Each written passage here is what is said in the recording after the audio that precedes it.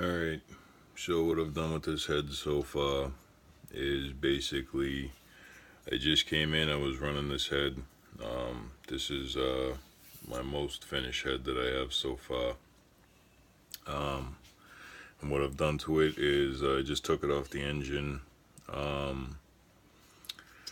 did some back cuts in the valve, put a double back cut on it.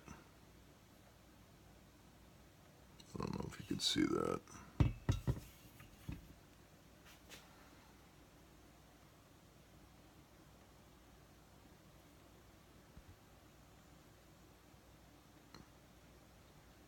But they're on there. 1, 2, 3. And just wanted to show you the ports on this. So basically why I brought this in was just to do some more unshrouding of this valve. And the way I do it is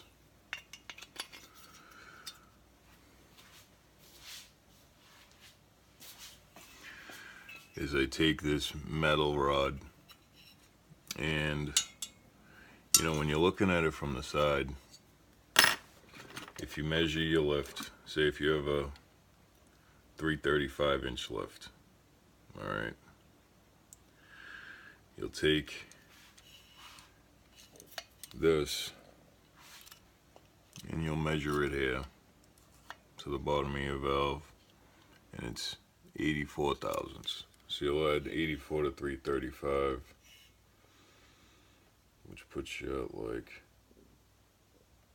4, say 20-ish, 30-ish. All right, so at 430, we'll set to 430, and what I'll do is I'll lift my valve and stick it right there at the 430 lift, okay? And then I'll take a visualization of where that valve is from the side. And if you notice, the valve relief starts right here, right in this area here. It's kind of bad lighting, you see.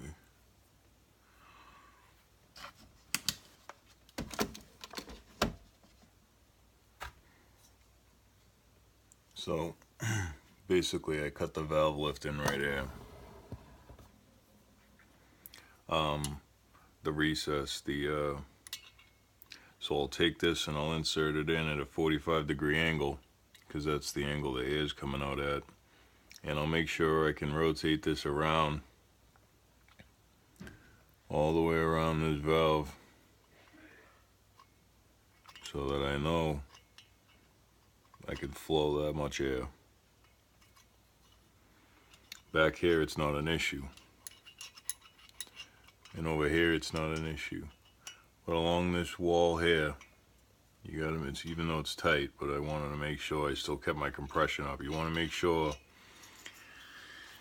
that when you're looking at this angle on the back of the valve here, that 45-degree angle, so say if I close this in there like that, you just want to be able to make sure that at your lift, whatever lift you're at, that this is coming out, and you're going to be able to get your air out of the valve and flow it through the head. Also, the shape of the chamber is very important. I'm not an expert on chamber shape. I kind of just visualize flow and then take that to a flow bench. So far we've been getting pretty good numbers, but you know, if you just, I haven't really ever thought about the dynamics of this, but you can basically understand how a head works and how the air is flowing through it. And I mean, this design is the heart shape or kidney design that everybody talks about, and you can kind of just see why it works. Basically all of this is unshrouded in this area, and you're still getting your compression. I mean, this head's been milled 75 thousandths and welded up.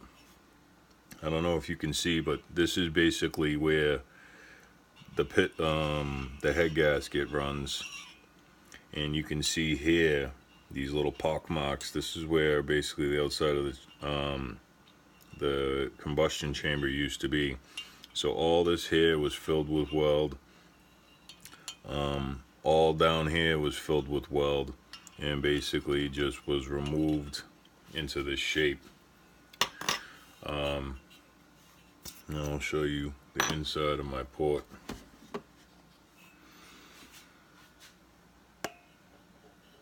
I don't know if you can see that.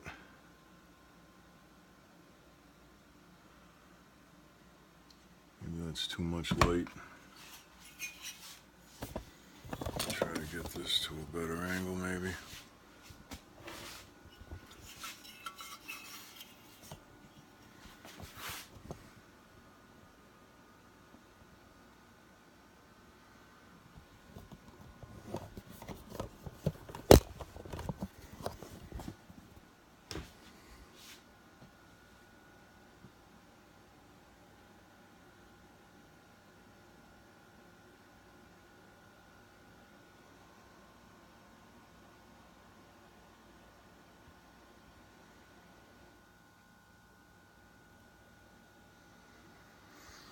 And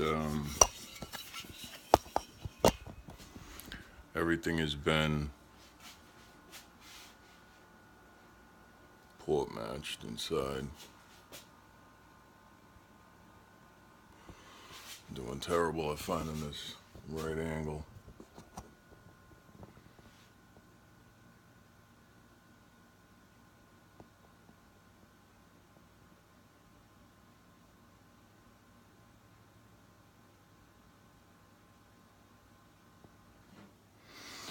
So the inside of the port,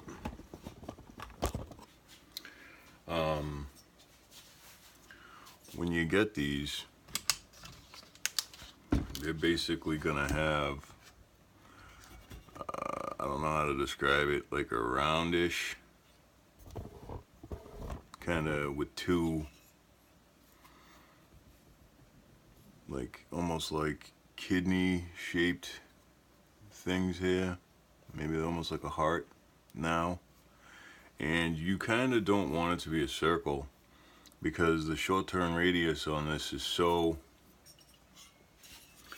happens so quickly. Basically, I don't know if you could see it, but it's almost a D shaped.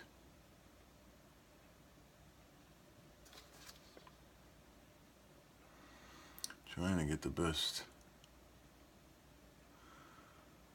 way to show this. Maybe with no light. I have a different light. Hold on.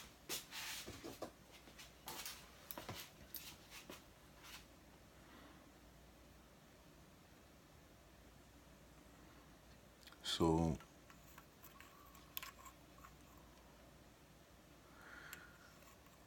there used to be a bump on the top, and that has been ground down, and now the bump has been put on the bottom, right here. I'll show you with the valve in.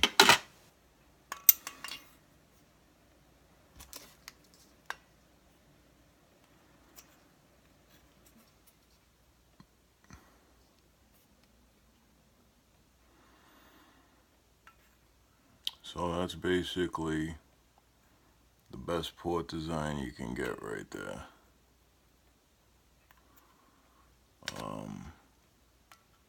It's a D-shaped, and then you just want to make sure everything basically has plenty of clearance around your valve.